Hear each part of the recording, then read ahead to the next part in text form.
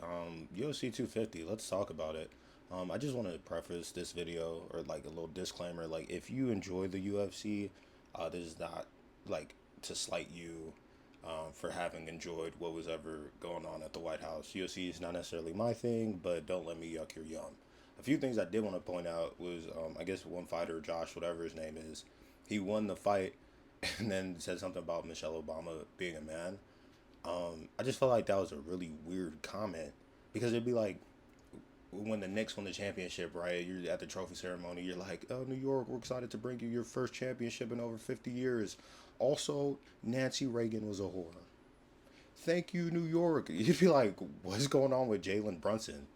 But when it's about Michelle Obama again, who hasn't been in office in like a decade, people think it's par for the course and it's just like good trolling. It's like whatever that means, bro. You just won the biggest fight of your life and you're thinking about a first lady from like a decade ago. I don't know. Strange to say the least. And it's funny that he went with a comment that some people could think was like transphobic because all around the ring the main sponsor was Bud Light, which I thought Bud Light got canceled because they were working with a trans individual and everybody was supposed to be boycotting. But that's just the way it works. Like all the like demographic squabbling, like based on like race, gender, orientation, whatever, is really for the little guy to fight each other about, right? While the elites, they don't care. As long as the check clears, anybody could be a sponsor because they don't believe in anything but like enriching themselves. So it's just interesting to see that Bud Light was the sponsor of that event while that comment was made. I don't know. I thought it was a little bit ironic. What else? Oh, and then the last thing I want to touch on was Stephen A. Smith. I was gonna say Stephen A. Shit, but both one and the same at this point.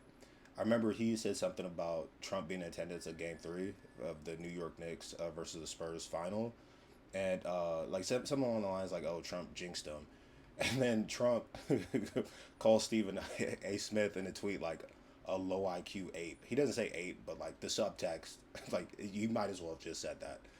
People love to pretend like subtext doesn't exist, but like it does. And it's just funny because Stephen A. Smith has been like tap dancing and cooning and being like one of the good ones just to still get dunked on by Trump. That is hilarious.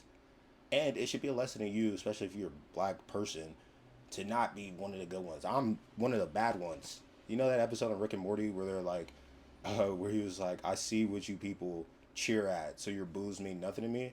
That's how I feel a large part about like Western white hegemonic society. Like, dog, you are no moral authority for me. So if I'm one of the bad ones, I allow it. And that's not, oh, I hate all white people. I'm just saying like the systemic subjugation of people that are different from you, whether it's perpetrated by white people or not, is wrong. But anyways, yeah,